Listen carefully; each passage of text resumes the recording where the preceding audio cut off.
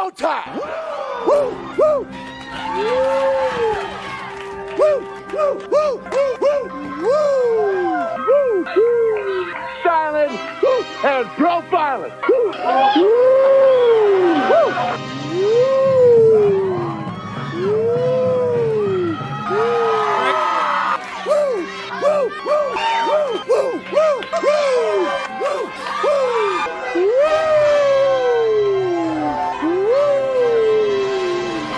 it's live and in color. Woo!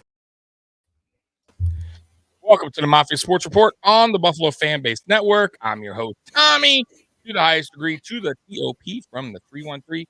By my side is my main man, my toucan Sam, the one they call the Apex Man, Mr. Mike. What is going on, buddy? Happy Monday. Happy Monday to you. Yes.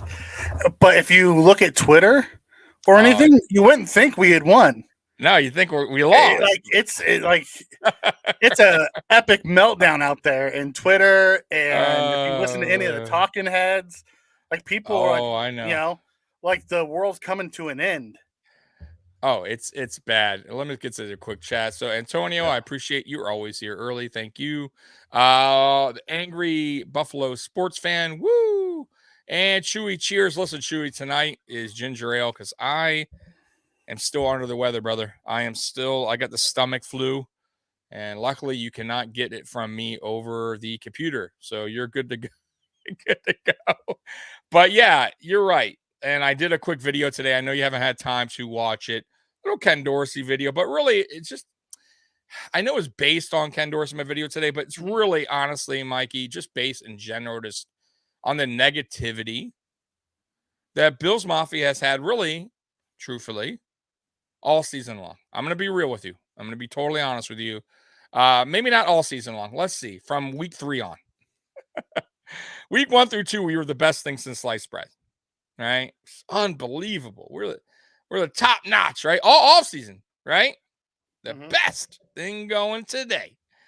And then you had an off game week 3 against the Dolphins in a tough environment. Really didn't have an off game. We just but I'm just saying we didn't finish in the red zone. It wasn't week 1, week 2, right? Yeah. I'm just throwing that out there. All right. And then from there, it kind of started, right? Here comes the chirping birds a little bit, right? Here's a little bit of negative stuff, right? And it just kind of seemed like week after week, even if we won, someone's not happy in Mafia land, right? And it's this, and it seemed like it's been building up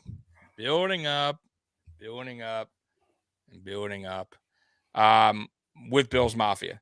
And I've come on here since, and I didn't really say anything for a while. You know that, Mike. It is what it is. You know, people are going to have their feelings. They're going to have their thoughts. And I get, you know, people who criticize. It's okay to like, hey, I don't like this. I didn't like that, or I like this. We do it all the time. We go back and forth. What we don't like, what we like. That's okay. But to constantly week after week, like just dog your own team, it's just like it gets a little annoying for me, like just to hear, because it's like, damn, do you like this team, or is it just you're just here to watch and just like ridicule every step? So week 6, not week 6, but when you were about 6-3, 7-3, I remember me saying, hey, you guys got to chill. Even you eventually, and that's not your style, Mikey, because I know normally you were kind of, at first you were like a little back, but eventually you were like, yo, we're 7-3, guys, calm down, relax. Like with everything that's going on, not mind you too, this is with everything that's happened up to that point, right? Yep. Like a lot, you know what I mean? So I'm not even counting all that. And I'm like, guys, like enough is enough here. Like, what do you expect here? Like, we're doing better than what we should be considering everything. And yesterday was like cherry on the top. It was a meltdown. Was like, yeah, and it's like I can't take it, man. Like the pointing of the finger, that you know, and it's like, and I did the Dorsey thing, and it's not just Dorsey, it's Allen too. Like everybody wants to zoom in right? And like with this magnifying glass, just zoom in on one person and point the finger. It's Dorsey. It's Allen. It's Allen's fault. And nobody wants to really zoom out and just watch the game and understand or rewatch it before you start to jump to conclusions and point out one guy or one particular play and go, oh, wait a minute. Hold on. Okay. Like today, perfect example, guys. Before we went live, we were talking, me and Mikey. And Mikey said, did you see the Tyler Bass kickoff?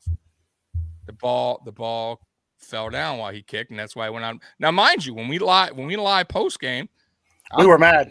I'm mad, right? It's third time, Tyler Bass, blah blah. Now, mind you, Mikey went back, watched it, saw or whatever, he heard that.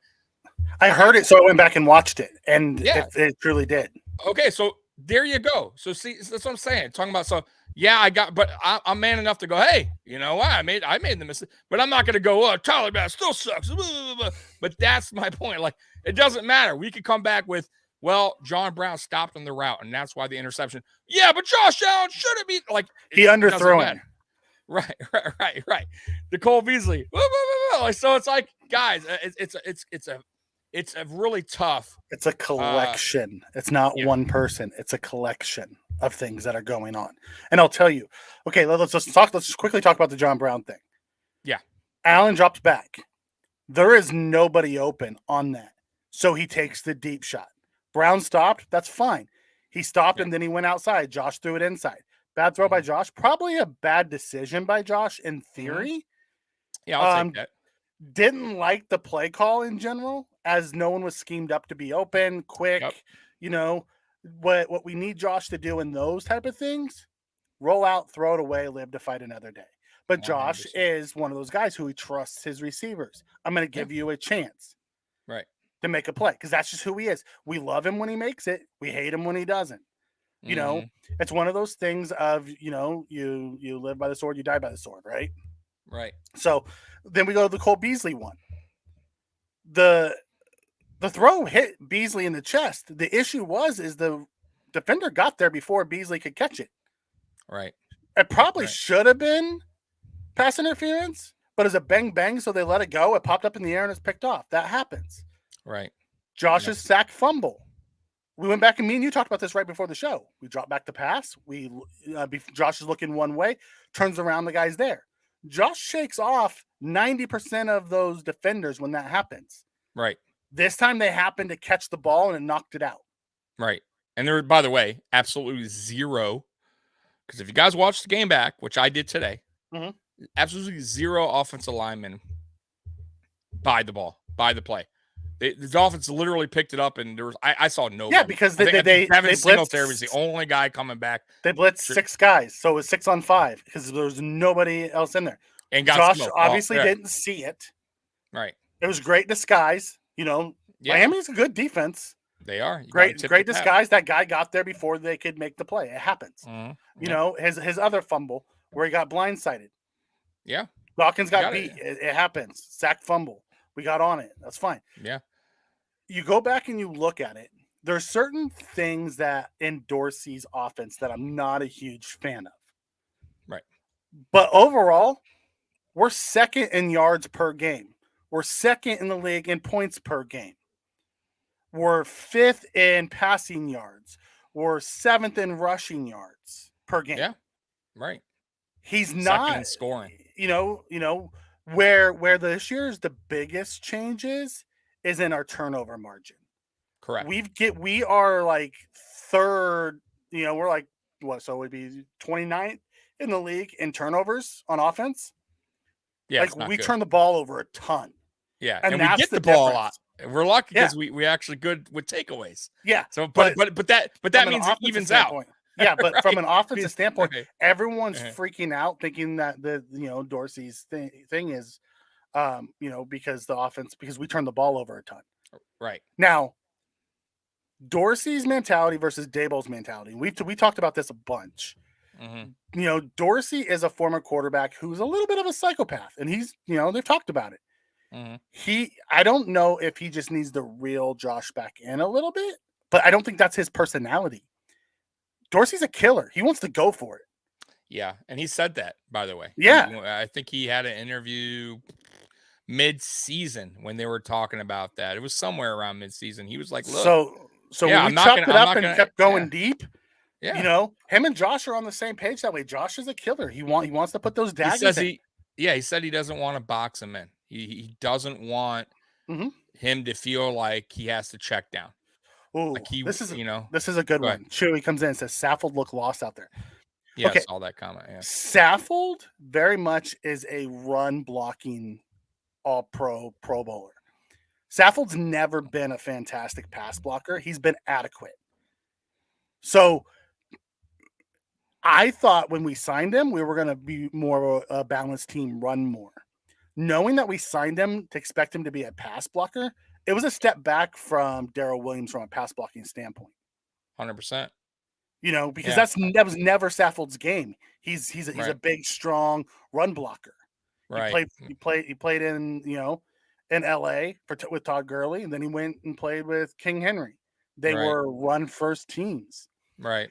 So I didn't understand. So when we signed him, I thought the whole thing was going to twitch a little bit and become more balanced. Seeing that we're not makes me wonder about the fit. Why did we sign him?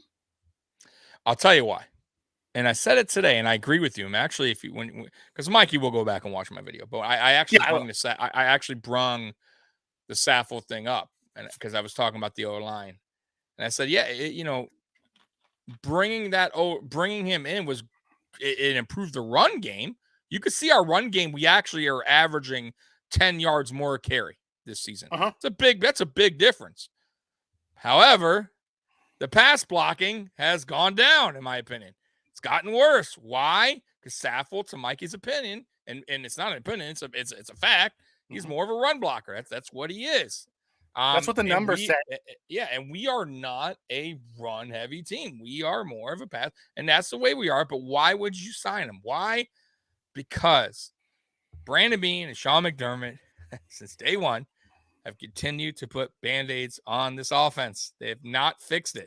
They've tried. Guys. They tried, I guess. That's not. I don't know how much we have drafted. We drafted. Yeah, but I don't know how much in the second.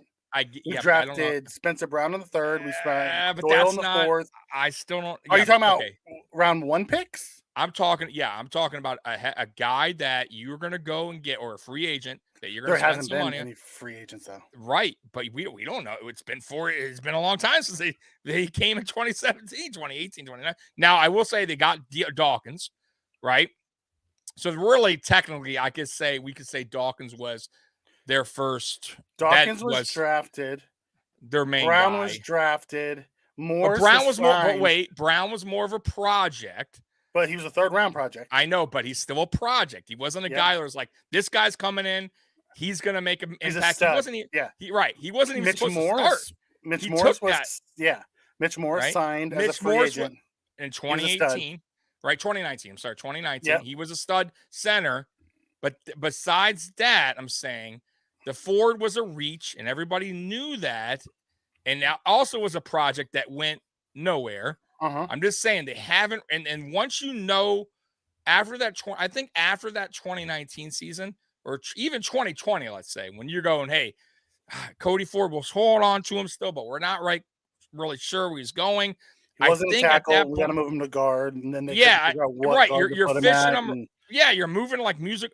Then you're messing with Feliciano. Yeah. You don't know who you. Then you got Quentin Spain. You're cutting up. Like, there's been so many bad, like, musical chairs with these offensive linemen and just things that haven't gone right. I kind of feel like it's just been a Band-Aid put on, like a bleed that's getting worse and worse, like, and a cut that's opening bigger and bigger. And this year, I kind of feel, and I know you agree with me, Josh Allen has been so much under pressure than he's been since 2018. 2018 was bad. 2018 was probably one of the worst I've seen. And that also is probably on Allen too, because he's a rookie. He's holding the ball too much. He doesn't, he wasn't all there. He had no receivers. But this season, I don't see Allen getting out of harm's way like he used to. Like we are going. Well, yeah, they're rushing him different. It's a collapse, right? So, like, normally, like, in a prime example is yesterday's game, guys. The line, normally he steps up in that pocket, and we see the hole. I know because I'm watching. I'm like, go, go, go. You got to go. And they're collapsing like that. Well, Boom, I think it's a design. So what they're doing from now, and not all the teams do it because the Patriots, he still gets out of it, and a couple other teams. But Miami, because you have to have the players to do this. But what they do is they collapse on the outside so he can't escape right or left and make him go up. But they don't push back and get entangled and get out of their rush lanes. And the second he sees that hole and he goes to go, they're able to get off the block and get to him and close it down. Sometimes it doesn't. Sometimes they can't get off the block. But most of the depends time on the line. Yeah, depends. Yeah, exactly. But my point is, even when he gets to the outside, because remember, he used to be able to get to the outside pretty good and get out of harm's way and kind of get out of that. Miami plays them different. Miami's quick, but even other teams. I mean, I saw Chicago dump him a couple times. Detroit was getting to him. I've noticed a lot more batted passes this season from Josh Allen. I seen that. It's not just Josh Allen. That's across the league. No, I'm just saying, though. The line is getting pushed back where a 6'5", 6'6" quarterback shouldn't be getting as many. I think he leads the league, or he was top at one point of getting passes batted down. That shouldn't be. Like, that should not happen. But either way, I think that's like, listen, we have to address that in the offseason. The offensive line has to be addressed because I don't care what coordinator you have in here, Mikey. It's a problem if the O-line can't hold up. Like, listen, there's 11 guys on the field. All 11 have to do their job. I was saying that today, right? A call comes in. Let's say a play call comes in. Dorsey calls a play to Allen. Allen calls it to, okay, guys, this is what we're going to do. The play could be a perfect play, but Deion Dawkins holds. Or Saffold messes up and can't block and is a sack on out. It only takes one guy to mess up a whole play where the execution is gone. Or Allen overthrows it, underthrows it. So it's not always the play call. It could just be the execution's not one guy made that mistake. I get that. We don't know. We're not there. Yeah. And we had the same conversation last offseason about wanting the offensive line fixed, and we did nothing. We signed Saffold. And we re-signed Bates, which I love Bates. And I think he's our future center. Questenberry. I mean, he's okay. Questenberry's a good depth guy. Good depth guy. Yeah. Chewy's asking about Bacher. Bacher is back. But they didn't make him active in that game. They don't make him active. I don't know why. I don't get it either. It's one of those things. But when we look at it, Tommy, I don't have a problem with Dorsey in general. I want to see more creative schemes, and I have the same complaint about Daboll as well. Like, everything is option routes. Like we talked about this earlier in the year. Sean McVay's offense, Shanahan's offense, McDaniel's offense, Sean Payton's offense, they scheme things to where the receivers get open. But how long have they been doing this?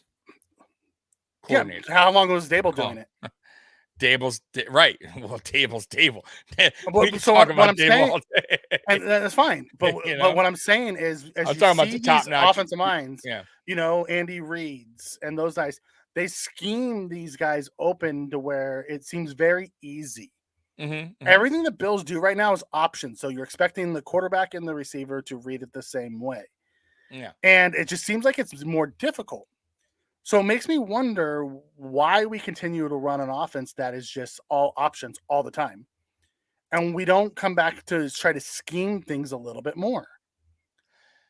Well, I can't answer that because I'm obviously not I'm not in the film room. And those are the things that bother me from a I get it. perspective.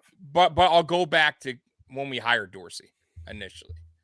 Josh wanted him here, right? Josh, I wanted him. I'm just saying, but the main guy is the guy who matters the most, right? Not the fans.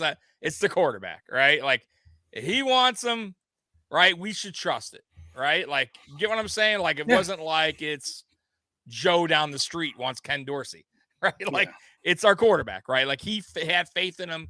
And I remember a conversation. I don't know who. I think it was Josh that said, like, he understands, like, he knows what I like and what I don't. Oh, I think it was Ken Dorsey too. And he was like, hey, look, like, Josh is going to tell me, let's not do this. Let's take this out the playbook. I don't want. So to me, honest with you, I almost feel like this playbook, what they're running out there, is more of a Ken Dorsey, Josh Allen scheme. They both. This is what they want.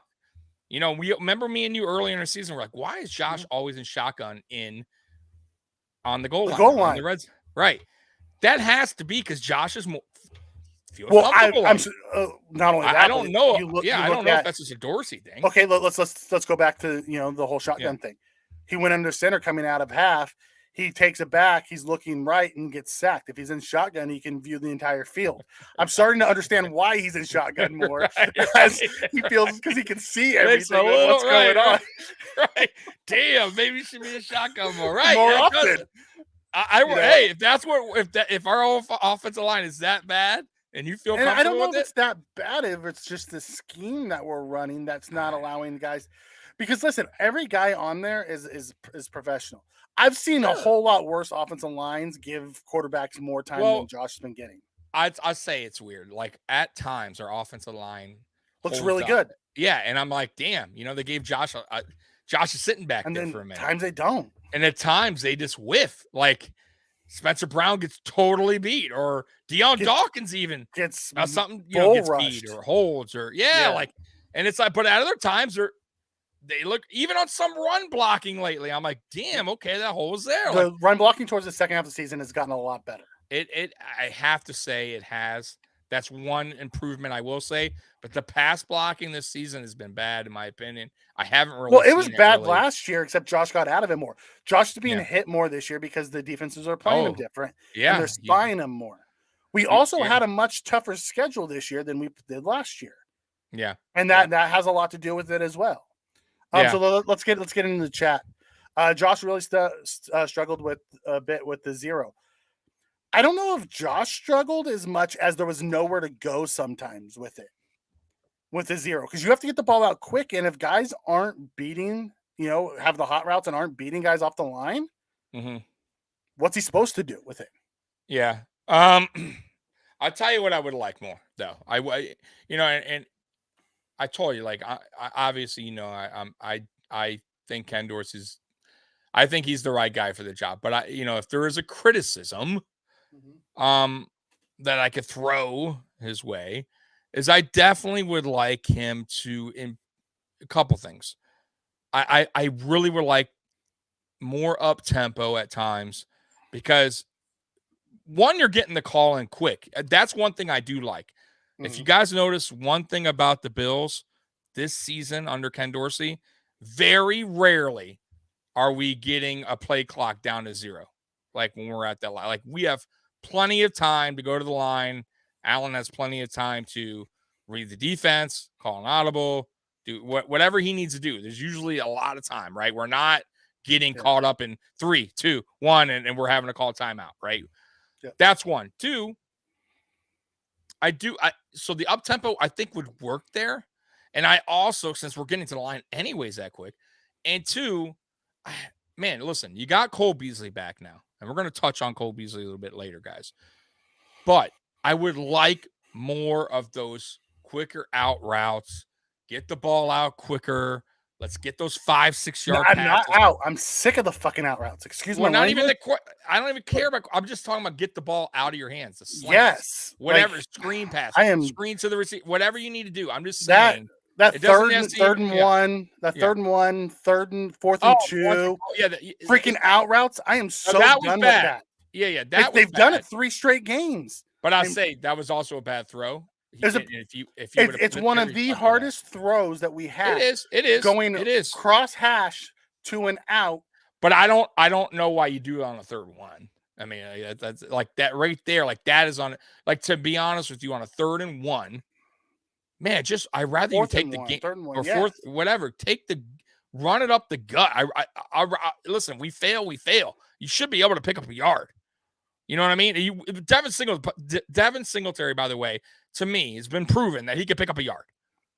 Throw to the back out of the backfield. Right. He'll get you a yard. Right. But either way, my point is get the ball a little bit quicker out of Allen's hand. You don't always need to go for the home run punch the whole game. Sorry. So sorry, Chewy. Yes, I dropped the F-bomb. Listen, that's one of my biggest pet peeves right now is that stupid out route on 3rd and 4th and short. I'm like, stop running. I don't mind an telling out me you route, can't- but you don't have to do it on 3rd and short. No, it's like listen. We ran that little. It wasn't even an out route. It was just like this little bubble screen to Beasley down the red zone. They score a touchdown on. Run that. It's not trying to throw all the way across field. Now that was 3 yards out. That was a perfect play. By the way, even McKenzie's ran that a few times in the script. Yeah. Yes. So my point is though, you got to start getting the ball a little bit quicker out of Allen's hand. Yeah. Stop going so deep. Bring back that short game. On blitzes. Like, why on a blitz does every time Allen, like, you throw it 40 yards down the field? Like, I get it if it's there. But why not set up a play where you have a screen or go to your running back real quick? We don't run screens. We never do, but if they figured it out, the defense would be in a lot of trouble. They would, for whatever reason, Buffalo hasn't been able to run a screen in years. We haven't. But you got to try. Either way, you don't have to throw 40 yards down the field. You have to design something different. I don't get it either. You know what I mean? And I don't know if it's a Josh thing or if it's a call thing. I don't know. I don't know. But that can't be the answer to a blitz every time, where you're just chucking it downfield. Like, that's usually not going to work. It works occasionally, but you saw yesterday on a few times, they're dangerous passes, man. Like, even the one to Khalil, it was a great catch. A great throw, but it had to be perfect. A tad higher. Hands, it's picked. Yeah. I mean, or if it's a tad higher, it's an interception. It's a bad. And what are we saying? What are the announcers saying? Bad throw. Off his back foot, right? Like, he should have just threw whatever, right? Yeah, because he can't step. It's off his back foot because he can't step in because the pressure's there. Right. That's been the problem most of this year. Josh has not been able to step up. He's constantly going backwards and making throws because there is no pocket for him to step up into. Or he's getting and then depending on what announcer you're listening to, they're like, oh, he leaves the pocket too early. Yeah. Or if he steps up. Have you watched the rest of the games? Because there hasn't been much of a pocket. So if he finds an out to clear space for him, he takes it. Whether you think it's early or not, because it's going to collapse at some point, and he knows it. Yep. But anyways, so far it's been all negative. Let's find the positive. No, that's all right. So I want to go. I still want to talk about yesterday's game. So, and we're going to get to positive. It's not been negative. It's really me just understanding just why. We'll never understand why with us not being in the but anyway, so so back to the game. So there's a turning point. So when I watched today, I rewatched, and yes, Ben. Go ahead. What? Spen put in there the O-line they do draft for all project tackles. They don't draft interior alignment. Exactly. The one interior lineman that we got that we have groomed is Bates, and he was an undrafted free agent, and he was a tackle originally that we drafted and groomed, and now he's one of our starters. Right. So watching the game back today, Mikey. Yep. Turning point in the game, and that's why I always say, guys, not always about like play calling. Sometimes it's just about not making a play, execution. Yep. So the Khalil Shakir play, when he dropped it, it's a perfect pass. What happens next? Do you remember, Mikey? The Shakir play? Late in the second quarter, we punted right after. Yeah, they punted it and they returned it back 50 yards. Right. We had a 47-yard punt for a 50-yard return. And if he would have caught it, where we would have been? About the 20, 25? Yeah, getting ready to go in. So really, no, I think the turning point was actually the Dawson Knox play. God. Because I know. It was 14-0. I'm just saying. Yeah. No, I didn't say turning point. I'm just saying, like, okay. In a particular.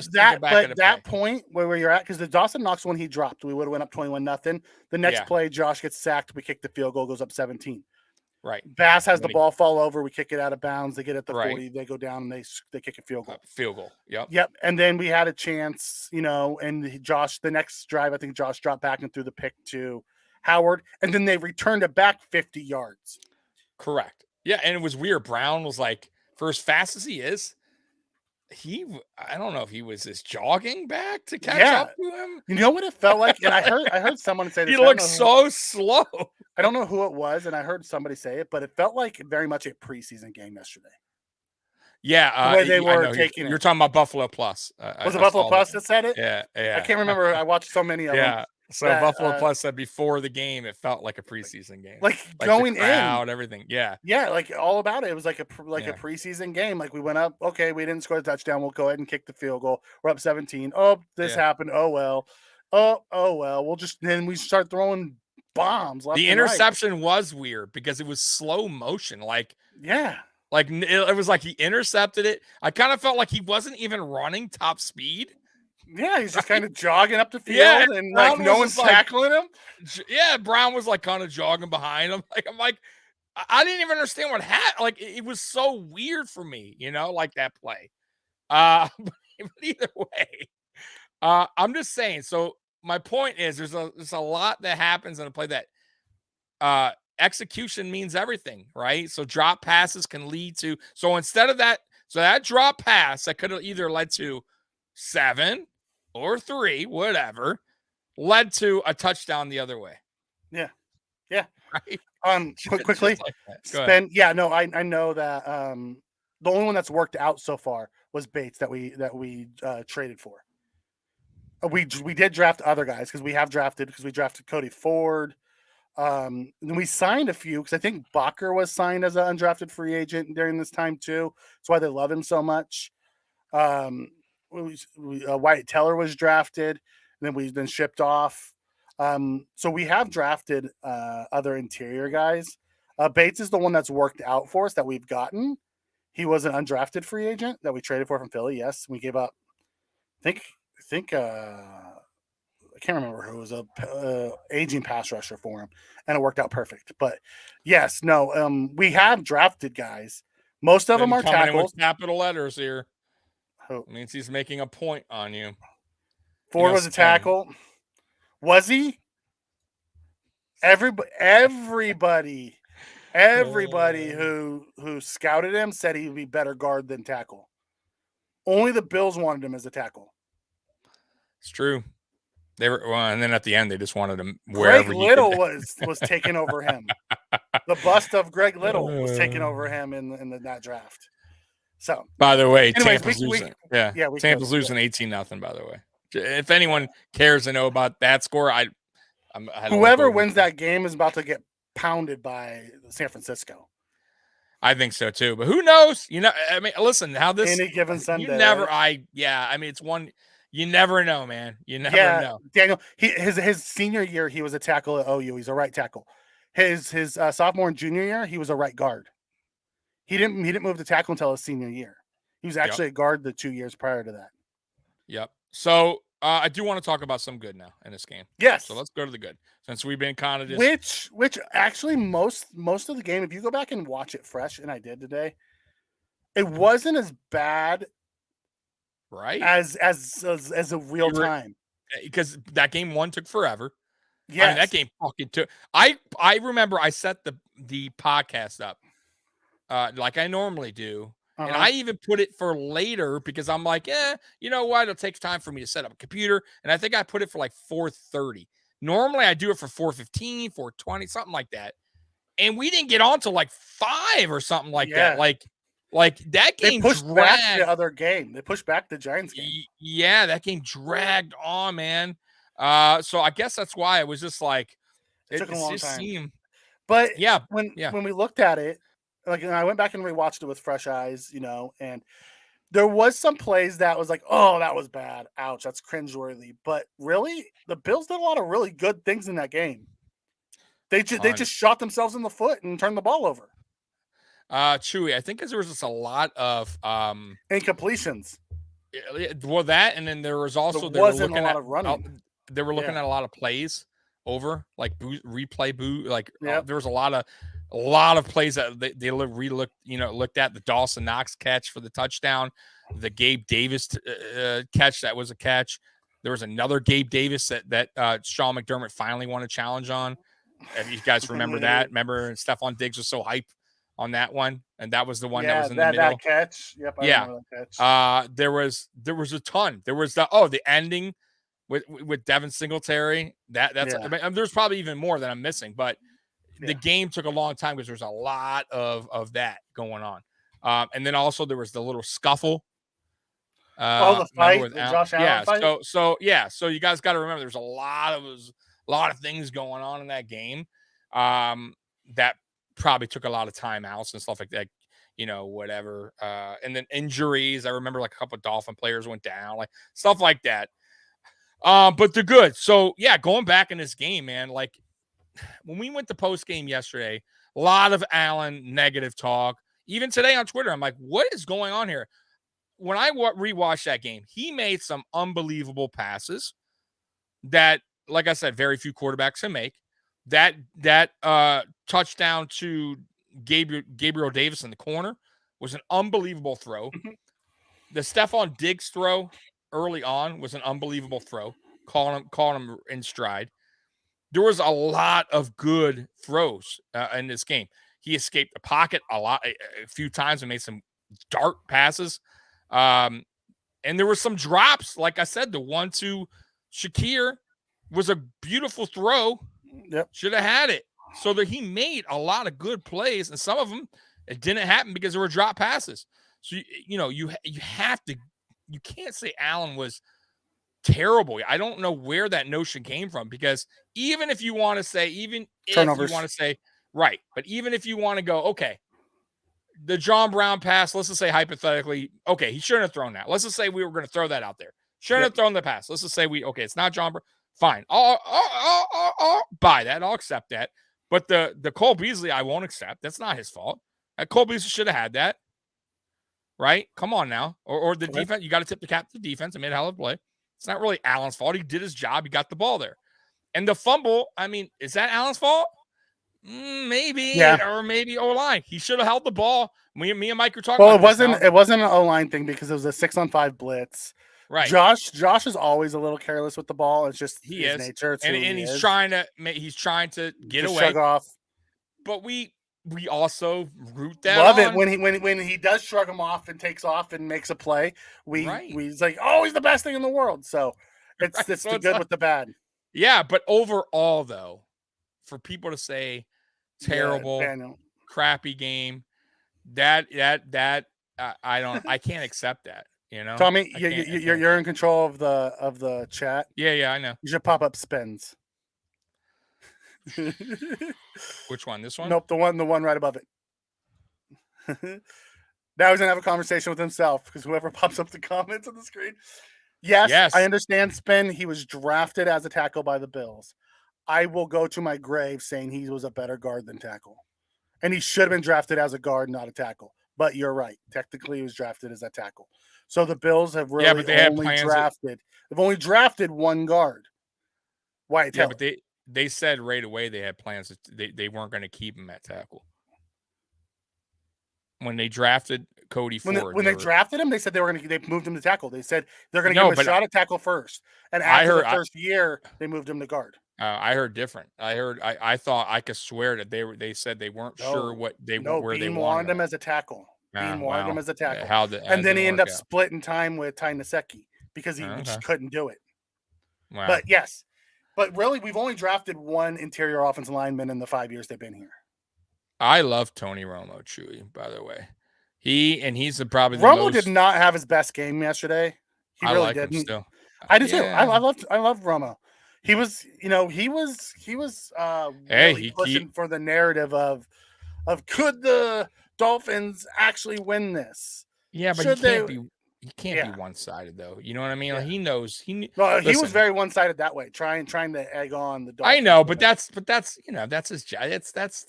He's an announcer, and he's also the color guy, right?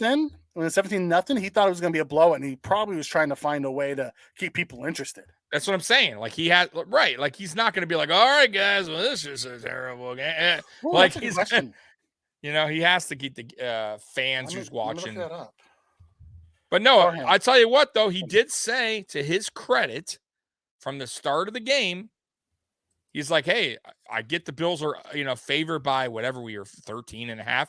He's like, I guarantee this game is closer than many people think. He knows it's a division game. That's why. Yeah, just like that Raven Bengals game last night.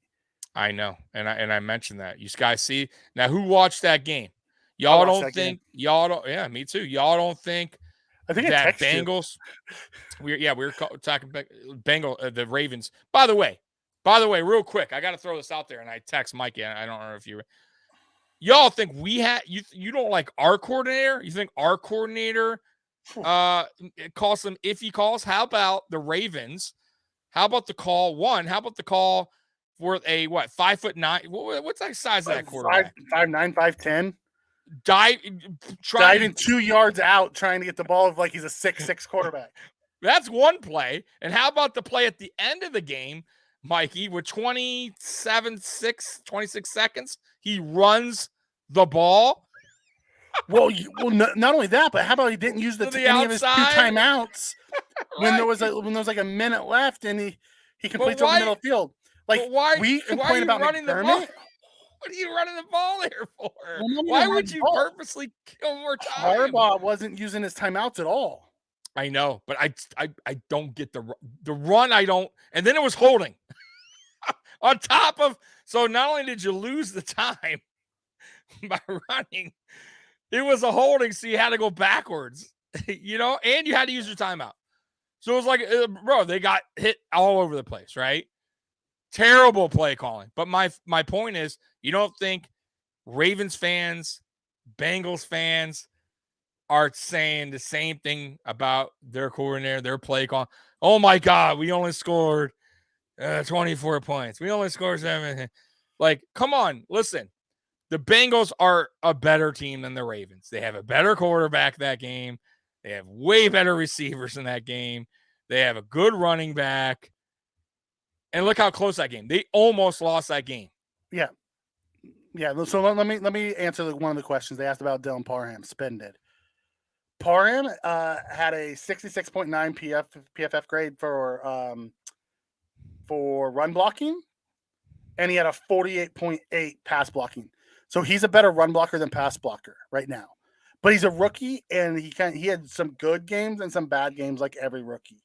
Like his best run blocking game was against the Niners, but he had one of the worst pass blocking game against the Niners.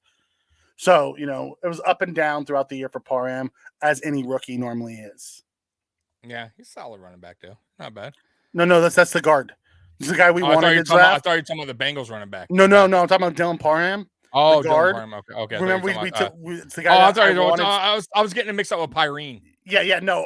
Spen asked how Parham was doing. Oh, okay. Yes, Parham has been better than Bernard, the linebacker, because Bernard was only a special teamer. Parham started for the Raiders.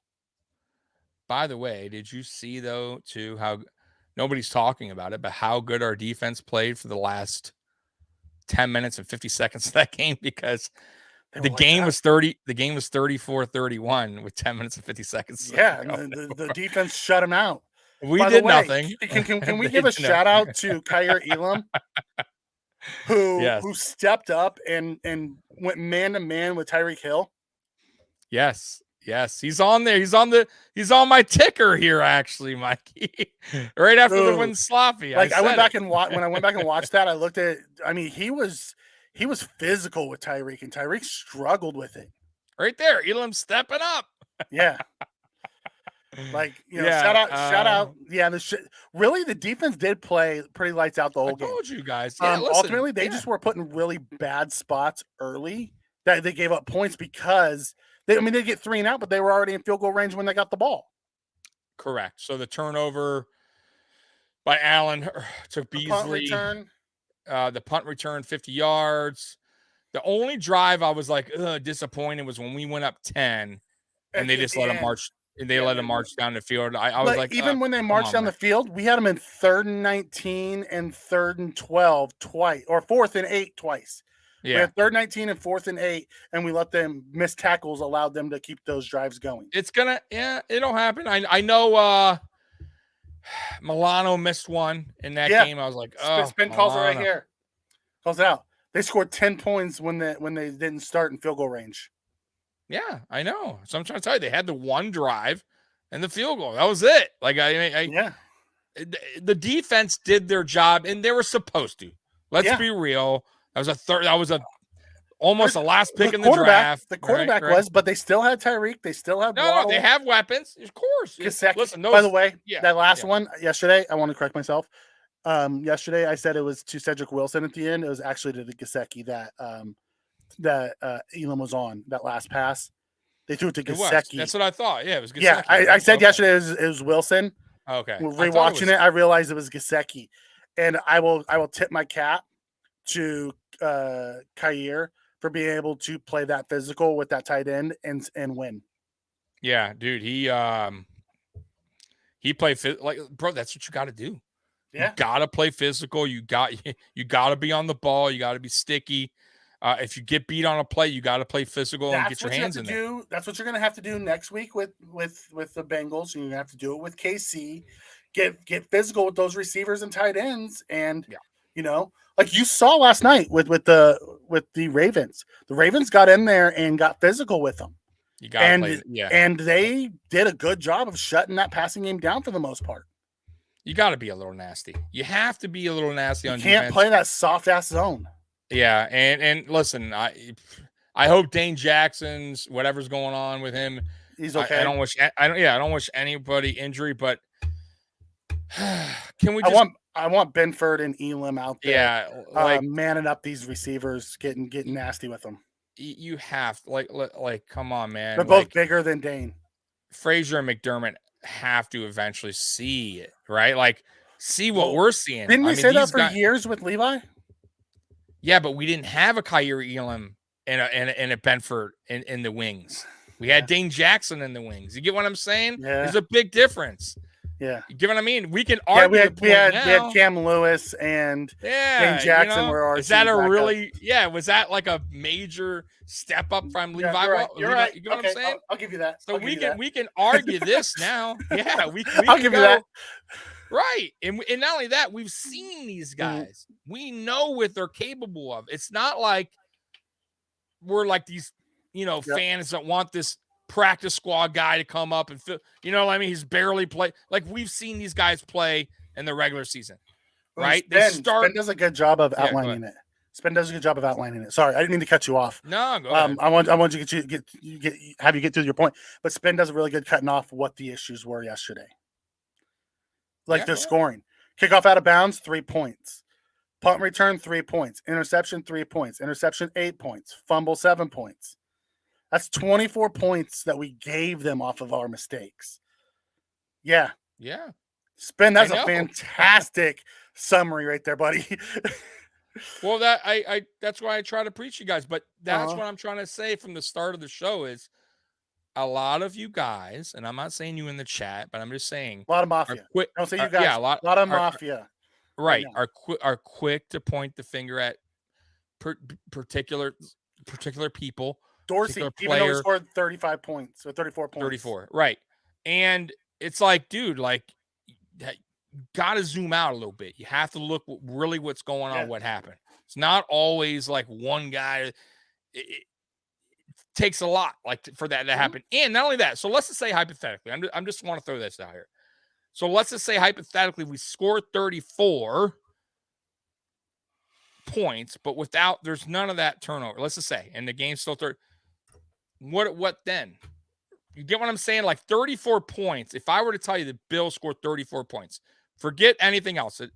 Would you think we won the game?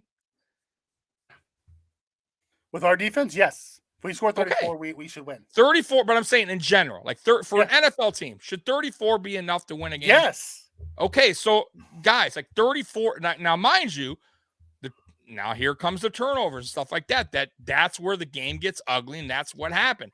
But if we eliminate that stuff, and that's not on Dorsey, that's what I'm trying to tell you. And I'm not saying that he's not partially responsible because maybe he's calling the wrong play, put Allen in a bad position, whatever. But I'm just saying if we clean up some of the things, we will be just fine. Like it's all about execution and cleaning up, and Allen taking a little bit more control of the ball, like a little bit, not being so sloppy, careless with the football, hanging it out like he's Shady McCoy. He got away with that, right? You can't do that, right? If you're gonna get sacked, hold the ball in. You know what I mean? Receivers, catch the ball, because we're not even counting. Like I said, guys, we left points off the board. So we're talking 34. Mikey, how much do you think we could have had in reality in that game if Shakir catches the ball? If Knox catches the first one on we turned it over on downs. We were in field goal range. Oh yeah, forgot about that. We gave up points. Right. Then so we three. had, let's just say hypothetically 3. Let's count that as 3. Let's say we don't do anything. We get so then we're at 37. Then we had the bomb, the Shakir one that went through his hands. So let's say that would have been that would say that's 3 more. So now we're at 40. You know, we had the one that was basically a long punt. Okay, we're not going to give him points for that long punt one. The Knox touchdown. The Knox touchdown. We lost 4 points there. 44. So now we're at 44. You know, guys, we had the Steph Diggs one at the end of the half. Oh, that's right. That they didn't even review. Right. That could have been a touchdown. And bad, by the way, bad timeout. But McDermott, don't do that in the future. Yep. You know, but we had a chance. Like we could have had a 40+ burger on them easily. Correct. Yesterday. Yes.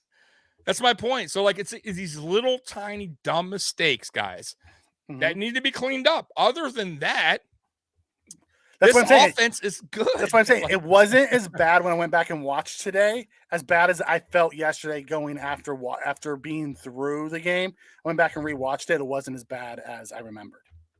Exactly. You should always yes, rewatch. Chewy. We have 3 kinds of Bills fans this season. 1, media hyped, waited so long for a Super Bowl.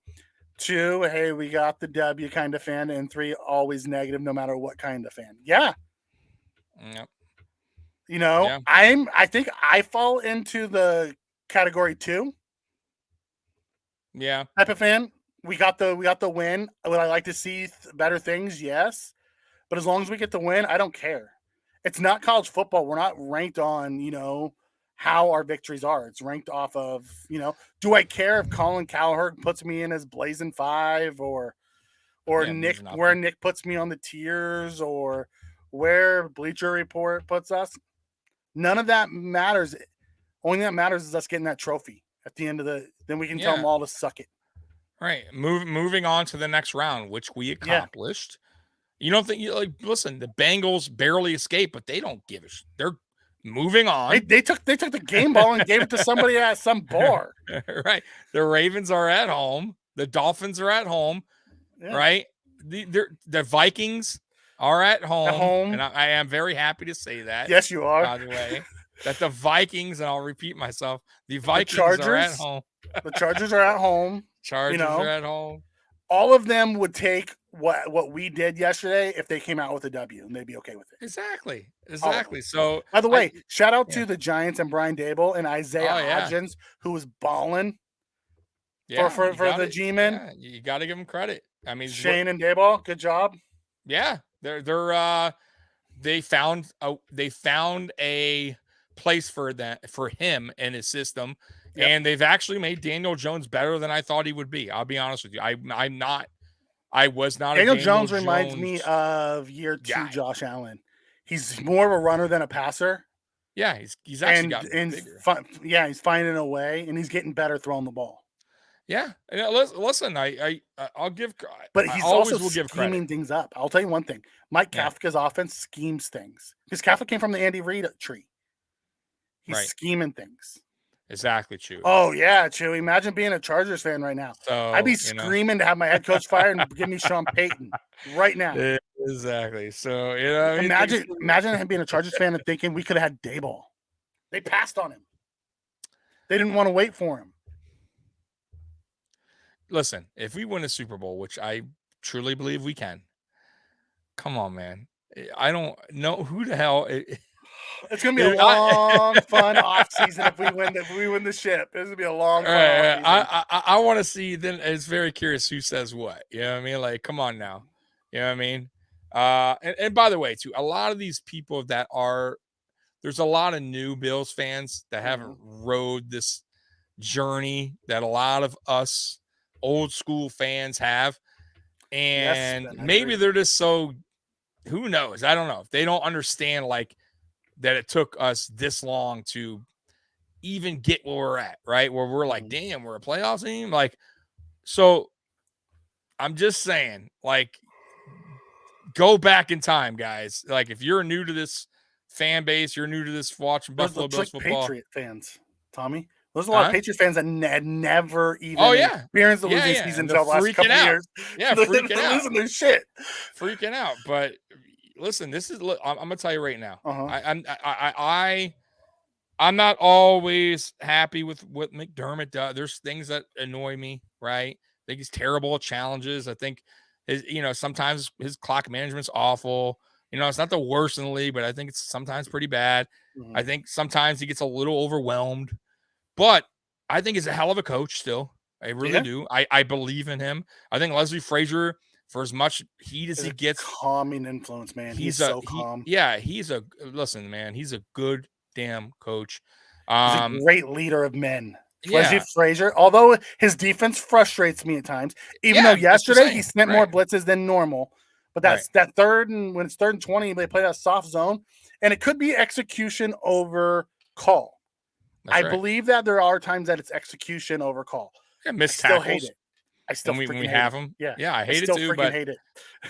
but my point is, we have a good coaching staff in place. I'm talking now.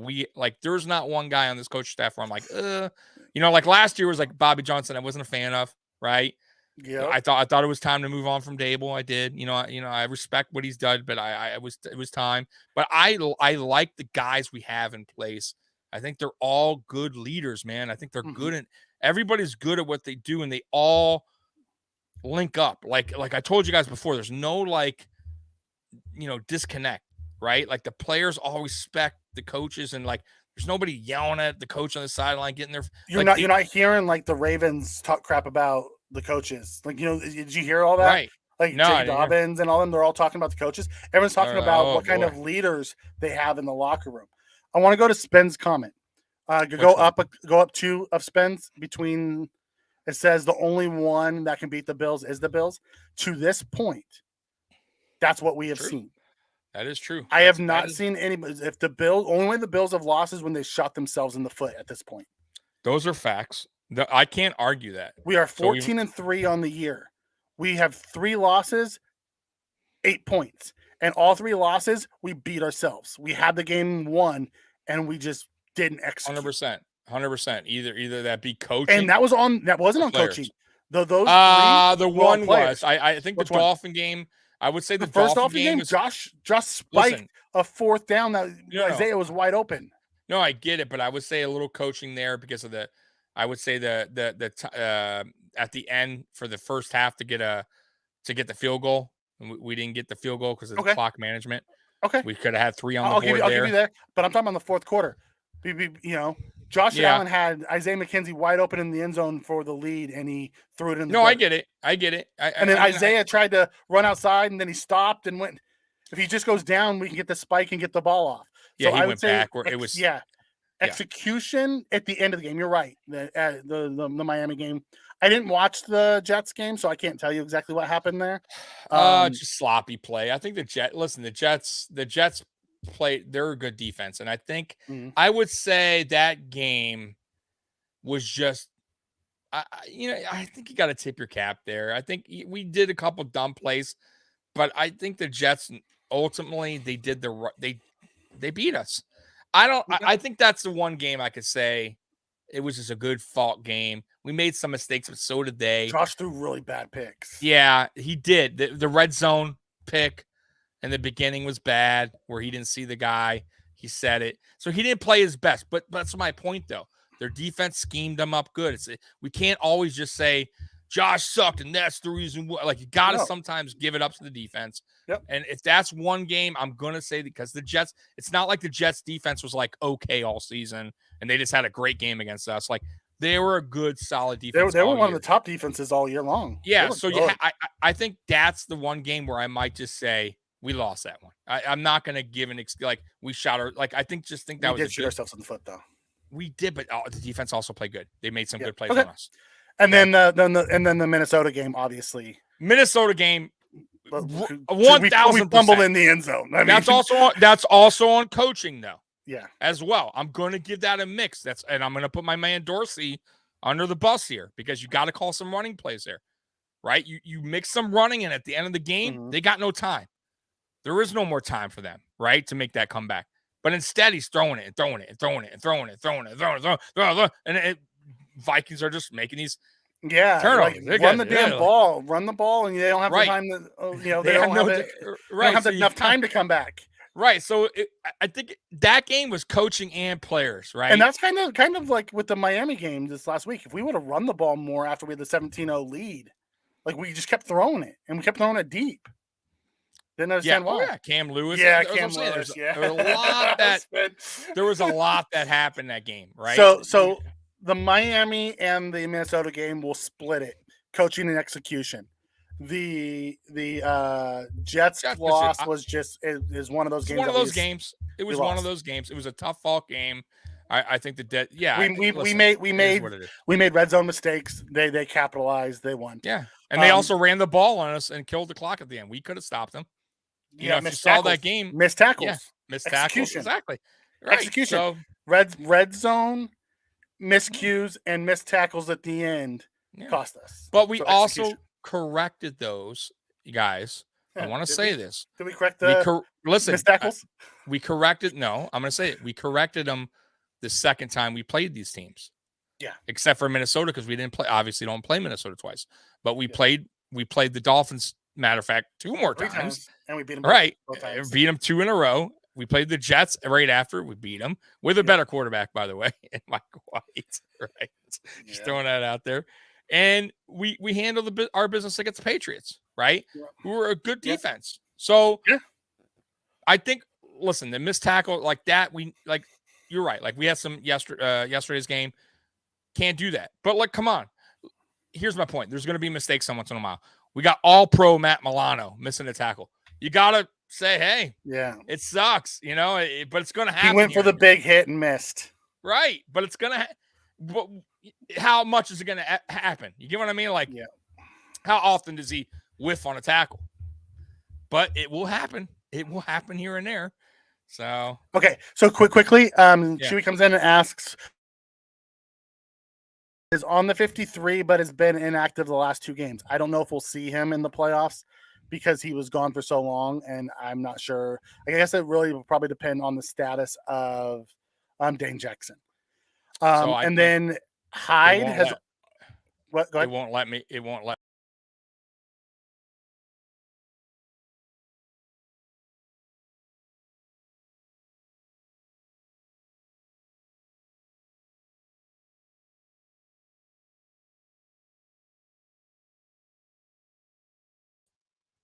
Sorry, guys.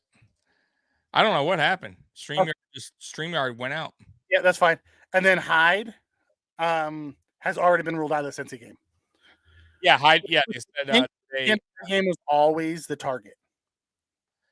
So they didn't rule out. Pay the bill, Tommy. No, it's not. Hey, I'm on a different network. No sound, buddy. I'm on a different network. So it's not me. Oh, he's like, never mind. I had you muted. No. What was that saying? They didn't rule out Hyde. No, not Hyde. They ruled out Hyde. No, the Dane receiver, Jackson? Crowder. So Crowder's still up in the air for this weekend, guys. So I would keep your eye on that because I am curious about that. What they do with that, because if Crowder is available, Mikey, then we got a real question here. Because we were already talking about this post game. We do. I do. So here's the question. Okay. So we talked about this on Sunday before the Crowder news came up that he is not inactive as of yet. So McKenzie, no word yet, right? We don't know. Yep. Now, if he's inactive, then we don't have any kind of whatever. But we know Diggs. We know playoff Gabe Davis is back, baby. Yep. Cole Beasley. Yep. He's on the 53. That's right. And you got Shakir, right? So what do we got? What are we up to there? 4? That would be 5. 5. Okay, so Diggs, Davis, Cole, Davis, Cole, Shakir. Oh, so that is 4. It's 4, Because right? McKenzie is questionable. Right. So then Well, comes our 5th one. Would it be John Brown or would it be Crowder? But let's say McKenzie's available because we don't know that yet. So now you got John Brown, McKenzie, and Crowder. Right? Well, John Brown is on the practice squad, so chances are he wouldn't be called up. Right. So you're saying no, John Brown not being called up, correct? Yep. Okay. So who you playing? McKenzie or Crowder? Me personally, I'm playing Crowder. You're playing Crowder over McKenzie? Absolutely. Because Crowder can play inside and outside. I get it, but I'm torn on that. A little torn. I gotta know. Man. Crowder's a veteran. I get it. And I'm not, it's not even about that. It's more about the injury coming back. It's been a long time, right? I mean, it's been months. But if they're playing him, that means they saw something in practice that they felt right. I agree with that too. But then you're also taking out that speed element that McKenzie brings. But you also have that in Hines, who can substitute for that McKenzie kind of role as well. So right? Let me ask you a question. Did you miss the speed element yesterday? I'll tell you what, man. At times I was, because I'm we so dropped used to 34. I don't. No. I get it. Listen. It's not even about that. I'm just talking about in general, right? Because I'm so used to McKenzie being out there. I was like, why aren't in my head? I'm like, where is he on his motion? But we haven't. I know we haven't done it as much. We've done it a few times. But I will say this too, though. McKenzie's had some decent games this year. Yes, he has. He's been there for Josh on a few occasions where Josh really needed. He's also made some really critical, really bad drops. It's just I'm torn on it because I like McKenzie. I do. I still think he brings something to this offense. But if Crowder's ready, and we said this in the beginning when it was up to him and Shakir at that time. I have to agree with you. I would go Crowder over McKenzie on this one. That's 5 straight missed extra points for the Dallas kicker. What? He just missed another? Yes. It's 5 straight. He was 3 tonight. But he missed the 2 at the end. Is he new? No. It's that Mayer guy, the veteran. Wow. They keep putting him on the same hash, and he keeps pushing it. Well, it's 24-0 now. So, they're looking at a play. Oh, the guy's out of bounds, so it's not even a touchdown. Yes, it was. The guy stepped out of bounds before he got the ball. Right? So wouldn't the hat come off from that one or whatever? You can't step out. Yeah, I think they reviewed it and they overturned it. Oh, did they already? Okay. Yeah. It's 24-0. Oh, wow. Okay, so the 24 is still the point. Okay, so I'm behind you, by the way. So that's probably why. Okay, damn, but they're still in the red zone here. He's missed 3 extra points tonight, and he's missed 5 straight now because he missed those last 2 in the regular season. Damn, bro, that's wild. Well, he's not our kicker. Spin, you're right though, but that's his hat trick for tonight. It's 5 straight. That's wild. Oh, it's 4 tonight. And he missed his last one last week. That's wild. Yikes, bro. Right? Woo. Ouch. That's when you start going for 2. Yeah, you have to at that point. If you miss that many, there's a problem. But it's 24 man, I didn't know if it was 4 TDs or if they kicked a couple field goals. I haven't paid attention much to the game. My God, that's bad. Yeah. So Mikey, anything else good that you want to talk about? I want to give a shout out to our chat.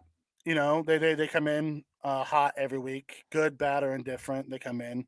Whether you are venting, we're here as therapy for everybody. Want to give a shout out to my boy Greg from Australia, the Down Under. Hey. My shark riding boy, Greg. He Nice. has recently subscribed to us. And has started watching our show.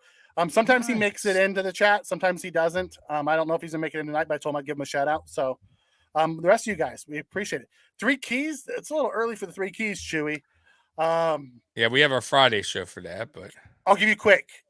Pass rush. They're down three starting offensive linemen.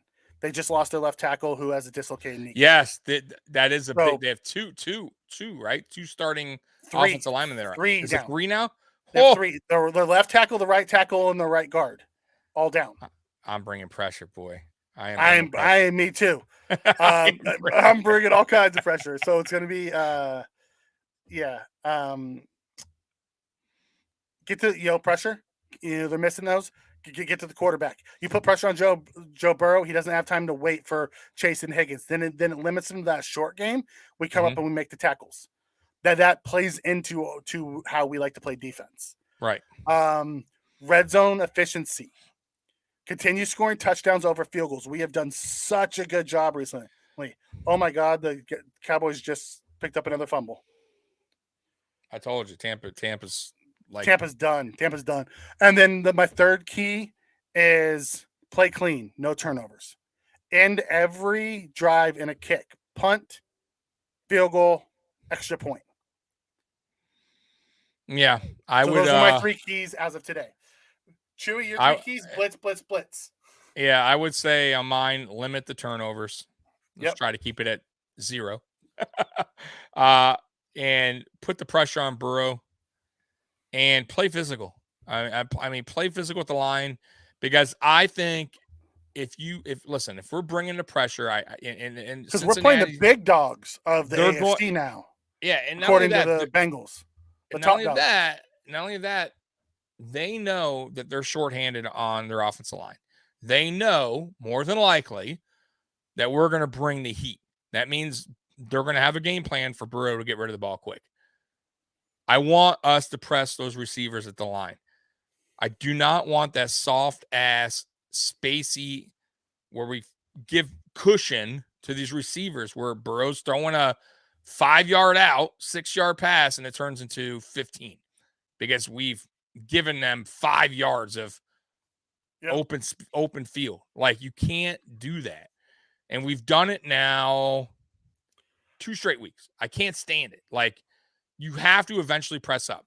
Like, don't press. The one, we don't though. That's and I hate it because so, like, for instance, the Patriot game, same thing, right? Like, I love the pressure, and same thing with the Dolphins, and we were doing a good job. But when they adjust and they go, okay, we're going to start getting rid of the ball quicker, that's when the Bills defense needs to start pressing, because the quarterback's going to get rid of it quick. That's the time to press. That's the time to play physical. Well, if you watched the game yesterday, Joe Burrow threw 17 hitches in the first half. Oh, dude. Yes. They'll do the same thing all the way down the field. Joe Burrow has no problems throwing 5-yard hitches all day long. But what were the Ravens doing to counter that? They pressed after the first half. In the second half, they played press. The Bills don't do that though. That's just they don't. What they'll do is they'll let you throw the hitches until they get down in field goal range, and then they think that their defense will tighten up and you'll kick field goals. I know. So we'll see. Just be prepared for that. But anyways, guys, tomorrow, Nuclear Heatwave Wrestling Podcast for you wrestling nerds. It's 8:30. Wednesday is Rally Towel. And you guys might want to watch that because they are Bengals fans, and they will be on Mafia Sports Report talking about the Bengals-Bills game. So you might want to hear what Bengals guys got to say about it. Could be interesting. Great guys. I definitely would tell you guys to go on there and chat with them because it'll probably be interesting. Right? It usually is. And then Friday is obviously Friday Night Lights with me and Mikey, and we're going to, be going over the game in more detail. And then that's it, man. Saturday, I don't know. Do we have any shows? Divisional round, fellas. Divisional round. That's it, guys. So, hey, once again, we appreciate you guys hopping on tonight. 3 to go, Bills Tommy. Mafia. We love you. 3 to go. 3 to go, baby. And 3 it's to the go. Super Bowl. And that's it. And then me and Mikey are just loving life, man. And we're going to have a fun off season. We win this whole thing. It's going to be a fun off season, fellas. It is, man. But anyways, we love you guys. Bills Mafia #1. And Go I will Bills. play the outro because I sometimes forget. And peace out. How am I gonna go? He could go all the way. Touchdown. Oh, wait. Go Bills. Peace.